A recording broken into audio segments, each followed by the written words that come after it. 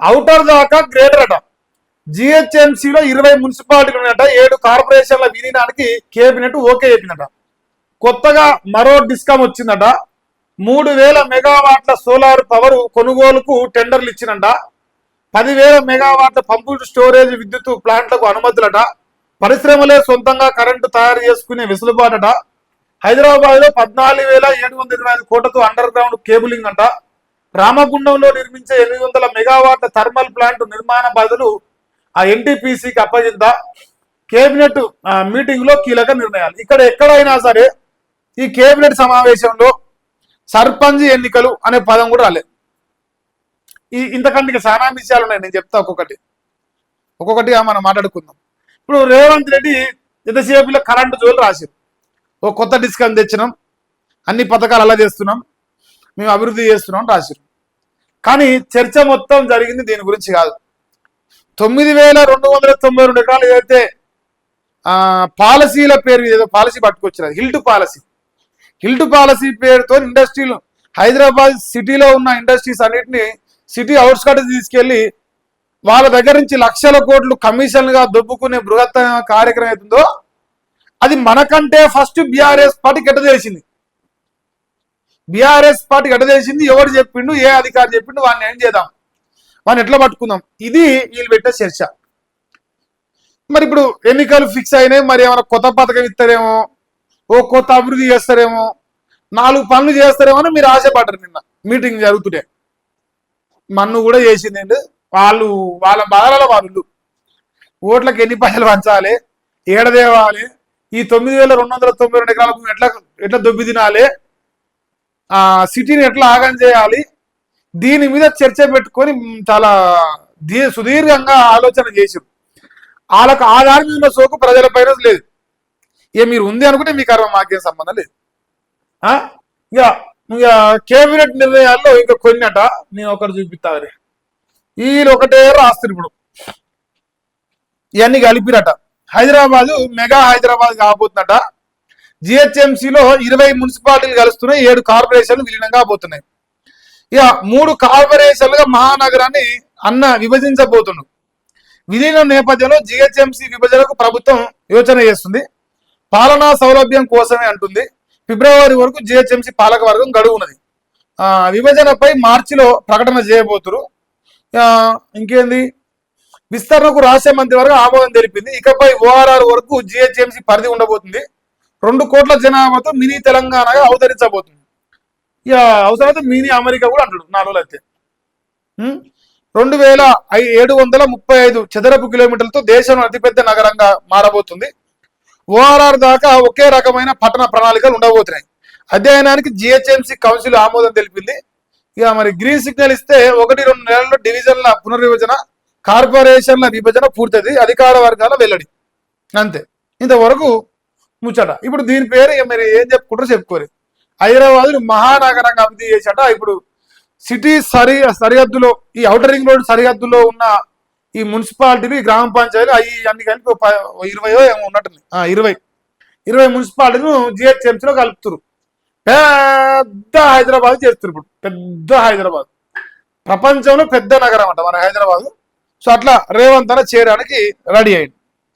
ఇంతకు మించి ఇందులో మరి బీసీలకు రిజర్వేషన్ అంటివి, రేవంత్ గౌడ్ అంటివి, రేవంత్ ముదిరాజ్ అంటివి, అసలు బీసీల కోసమే పుట్టిండు రేవంత్ రెడ్డి అన్నట్టుగా చెప్తుంది. నిన్నగాక మన అందశ్రీ సంతాప సమేత ఆడిపోయి మాదిగ బిడ్డల కోసమే పుట్టిండు, మాదిగల కోసం పుట్టిండు, మా బిడ్డను కడుపులో పెట్టుకుంటుంది. ఏదైనా మరి మీకు ఒడిసిచ్చిందిడా? మీకు ఒడిసిచ్చింది ఏది? ఇంత పెద్ద క్యాబినెట్ పెట్టి ఇంత క్లిష్టమైన పరిస్థితిలో జరిగినప్పుడు దాన్ని ఊసే ఎత్తారా? దాని చర్చ కూడా ఎత్తారా? ఇప్పుడు ఈ హిల్ట్ పాలసీ అనేది ఒకటి ఉన్నది కదా, దాని గురించి కూడా మనం మాట్లాడదాం. నమస్తే తెలంగాణ వదిలిపెడతలేదు వాళ్ళు. క్యాబినెట్ లో రగడ జరిగింది. పవర్ పాయింట్ ప్రతిపాదనపై మంత్రులు ఫైర్ అయ్యారు. పీపీటీ ఇచ్చిన బ్యూరోక్రాట్లపై ఆగ్రహం వ్యక్తం చేశారు. బొగ్గు లేని చోట ప్లాంట్ కట్టడం సాధ్యమని అడిగారు. యాదాద్రిలో బీఆర్ఎస్ కట్టిన ప్లాంట్ మీద మనమే విచారణ వేసి మళ్ళీ అలాంటిదే కడదామా అని అడుగుతున్నారు. గ్యారెంటీలకే నిధులు లేకుంటే కొత్త భారం ఎందుకు అని చెప్పేసి అంటారు. నిలదీసిన మంత్రులు గరంగరంగా క్యాబినెట్ అభివృద్ధి చెందిన సిటీల్లో అండర్ గ్రౌండ్ కేబుల్ సిస్టమ్ ఎలా సాధ్యం అవుతుందంటూ అభ్యంతరం వ్యక్తం చేశారు. ఇక ప్రతిపాదనలపై సీఎం డిప్యూటీ సీఎం మినహా మిగిలిన మంత్రుల నుంచి తీవ్ర వ్యతిరేకత వచ్చింది. ముఖ్యమంత్రి ఉప ముఖ్యమంత్రి తప్ప అందరూ ఎగిరిపడ్డాట. అండర్ గ్రౌండ్ కేబులింగ్ ఇప్పుడు 50 ఫ్లోర్ల బిల్డింగ్ ఉంది ఇక్కడ కోకాపేటలో, 60 కూడా ఉంటుంది. 60 ఫ్లోర్ల బిల్డింగ్ అండర్ గ్రౌండ్ లా గెట్టేస్తే ఇప్పుడు కేబుల్ పలగొట్టి చేస్తాడు. ఇప్పుడు అన్న లోపలికి 70 ఫ్లోర్లు వెనకకెళ్ళి చేస్తాడు ఇప్పుడు. సో ఇప్పుడు ఈ పాలసీ గురించి ఎవరు రాసిరా? నేను రాసిండా? ఇంకో హిల్ట్ పాలసీ సరైందే, చర్చించే నిర్ణయం తీసుకున్నాం, ఏడాదిన్నర పాటు ఆలోచనలు చేసినాం. అంటే దొబ్బుకు తినడానికి, జనం సొమ్ము దొబ్బుకు తినడానికి సంవత్సరం ఆలోచించినాం, సంవత్సరంన్నర. పాలసీని పారదర్శకంగా తీసుకొచ్చాం, రాష్ట్రానికి ఆదాయం సమకూర్చుతాం. పరిశ్రమలు సిటీలో ఉంటే పొల్యూషన్ వస్తాడ, ఉంచుర్రి నోట్ల జర్ర వాళ్ళకు అట్లనే సిగ్గు వస్తే ఉంచుర్రి. ఇప్పుడు పొల్యూషన్ వస్తుంది, ఇప్పుడు పొల్యూషన్ తగ్గించడానికి పట్టణంలో మేము ఈ నిర్ణయం తీసుకున్నామని ఒక కలరింగ్ ఇస్తారు. ఇప్పుడు మనం ఈ రాష్ట్రంలో ఇంకా జడ్చర్లో పోతే పారిశ్రామిక వాళ్ళు ఉన్నాయి, మిర్యాలగూడెం పోతే పారిశ్రామిక వాళ్ళు ఉన్నాయి, అటు పోతే హైదరాబాద్ సరిహద్దులలో ఈ పటాల చెరుకాయ పోతే కూడా ఉన్నాయి. లేదంటే మా చౌటుప్పల్ కాడికి పోతే ఆల్రెడీ ఇట్లా బోర్ వేస్తే మన కొబ్బరి నీళ్ళు లెక్క వస్తున్నాయి నీళ్ళు. ఇప్పుడు ఎట్లా ప్యూర్ కొబ్బరి నీళ్ళు ఎట్లా అంటారు, పురుగు ముట్టని నీళ్ళు వస్తున్నాయి అనమాట. బాబా అసలు ఆ నీళ్ళు చూస్తే కడుపులోకి వెళ్ళి తాగబుద్ధి కాకపోయినా 50 లీటర్లు నీళ్ళు తాగుతుంది. ఇప్పుడు అక్కడ చౌటుప్పల ప్రాంతంలో, నల్గొండ హైదరాబాద్ అతి తేరులో ఉంటుంది. అట్లాంటి ప్రాంతంలో మన చెప్తురుగా పొల్యూషను, బొంగు భోషానం అని చెప్తురుగా, ఆ పొల్యూషన్ వల్ల అక్కడ బతకలేని పరిస్థితి. మానవ సమాజం బతికితే 4 నెలలు 5 నెలల గర్భిణులు గర్భం కోల్పోవాలనే పరిస్థితులు వస్తున్నాయి, పుట్టిన పిల్లలు వికలాంగులుగా పుట్టాలన్న పరిస్థితులు వస్తున్నాయి. అది పారిశ్రామిక వాడలు, పొల్యూషను, ఇంకేమని చెప్తురుగా. ఇప్పుడు వీళ్ళు ఏం చెప్తారంటే, ఈ పాలసీ మేము ఆలోచించడం, మేము దొబ్బకది దాన్ని ఫిక్స్ అయినాం. పట్నం నడిపోటున ఉన్న పాలసీ అంటారు కదా, ఇండస్ట్రీలను తీసుకుపోయి పట్నం అవతల పెడతాం. ఆ పట్నం అవతల ఊర్లు ఉన్నాయి కదా, ఇప్పుడు చల్లగా బతుకులు జర బుక్కడు బువ తిని 4 మెతుకులు పంట పండించుకొని నిమ్మలంగా బతికే కుటుంబాలు ఉన్నాయిగా, వాళ్ళు ఎట నిమ్మలంగా బతకాలి, వాళ్ళు చావాలి, వాళ్ళు చచ్చి బొందర పడాలి, వాళ్ళు నిమ్మలంగా బతికి ఎట్లా అని చెప్పేసి మన రేవంత్ రెడ్డి కోపం వచ్చింది. చలో ఇది హైదరాబాద్, హైదరాబాద్లో ఆల్రెడీ జనం నాశనం అయ్యారు, ఇండస్ట్రీల పక్కన ఆల్రెడీ బతకలేని పరిస్థితి ఉన్నది. మానవ సమాజం అక్కడ నీళ్లు బోర్లు వేసుకున్న బతుకు లేదు. సో వీళ్ళెందుకు నాశనం కావాలి, వీళ్ళతో పాటు ఊర్లు కూడా నాశనం కావాలి, వీళ్ళతో ఊర్లు కూడా నాశనం కావాలి అని చెప్పేసి ఆడ ఇండస్ట్రీలు అన్ని తీసుకుపోయి అవతల పెట్టి ఇలా అయ్యే జాగినట్టు ఆయన కాడ కమిషన్ తెచ్చుకొని లక్షల కోట్లు సంపాదించుకొని నెంబర్ 1 ముఖ్యమంత్రి అయితే, ఈ భూములు ఇప్పుడు ఎక్కడైతే ఈ 9,290 ఎకరాలు కేటాయిస్తారో ఆ చుట్టూ ఉన్న సరిహద్దు గ్రామాలు మన నాశనం కావాలి.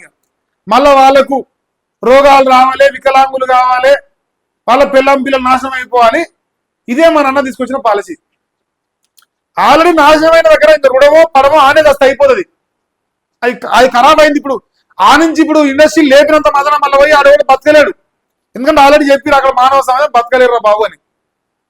అది ఇప్పుడు అక్కడే ఉంచకున్నా అక్కడ కూడా బతకడిగా, బతికే కాడికి పోయి ఆ బతుకుల మన్ను పోసి మళ్ళీ ఇడ కడతా అంటే మరి ఎవరికి మేలు కోసం అనేది తెలియాలి ఇంకా జనాలకి. వీళ్ళు ముందు నుంచి ఆలోచించారట. పరిశ్రమలు సిటీలో ఉంటే పొల్యూషన్ వస్తుంది, అందుకే ఓఆర్ఆర్ బయటకు పంపిస్తున్నామట. ఓ లజదాపినోడు చెప్పింది నా మంత్రి, ఓ లజదాపినోడే చెప్పింది, నాకైతే మంచి వాళ్ళకి కనపడలేదు. ఇంకేంది, కేబినెట్ నిర్ణయాలు చాలా కాన్ఫిడెన్షియల్ అట. జీవో రాకముందే బయటకి లీకులు చేశారు, విచారణ జరిపి వారిపై చర్యలు తీసుకుంటాం. హిల్ట్ పాలసీపై రాష్ట్ర మంత్రులు అని చెప్పేసి మాట్లాడుతున్నారు. ఇప్పుడు ఇక్కడ విషయం బయటకు చేరింది అనేది బాధ. మనం చేసిన లంగా పని, మన భూములు దొబ్బకదిద్దాం అనుకున్న ఆలోచన బయటకు ఎట్లా పోయింది అనేది నొప్పిలేసిన వాళ్ళకి అంతే. వీళ్ళు చేసిన లంగ పని మీద ఏం పశ్చాత్తాపం ఏం లేదు, బరాబర్ చేస్తాం భయ్, మనకేదిరా బరాబర్ చేస్తాం, మనం ఉన్నదే దొబ్బకు తినడానికే. సో మనల్ని ఏం బీగలేడు. కానీ మనం చేసే లంగా పని బయట తెలియదు, అది తెలిసింది. ఇప్పుడు దాన్ని అడికట్టాలి, అది ఇప్పుడు వాళ్ళ ఆలోచనగా మనం గమనించవచ్చు. ఇది ఈ పాలసీ గురించి ఇప్పుడు బయటకు పోయిందనే అంశం పైన నిన్న కేబినెట్ భేటీ జరిగింది. ఆ భేటీ మొత్తంలో చర్చ ఏంటంటే, మనం చేసిన లత్కోరు పనులు ఎవడో అధికారి బయటకి ఇస్తుండు, అది బీఆర్ఎస్ పార్టీకే ఇస్తుండు. సో దాన్ని మనం అరికట్టడానికి ఏం చేద్దాం, దీనికోసం వీళ్ళు నిన్న క్యాబినెట్ పెట్టారు. ప్రజల కోసం, ఎన్నికల కోసం, పథకాల కోసం, అభివృద్ధి కోసం, దేనికోసం కాదు.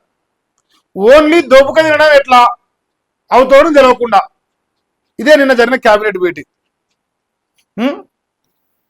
ఈయన మాట్లాడిండు, భారీ దోపిడీకి రేవంత్ ప్లాన్ వేసినంట, అవినీతి కోసం ఇల్లు పాలసీ తెచ్చిండు, అంబానీని క్రాస్ చేయాలని స్కెచ్ చేసిండు, హైదరాబాద్ లో పార్కులకు, ఇళ్లకు, చివరికి శ్మశానానికి కూడా జాగలేదు, 9,300 ఎకరాలను ప్రైవేటు వ్యక్తులకు అప్పనంగా చేస్తామంటే ఊరుకోం. BRS working president KT Ramarao.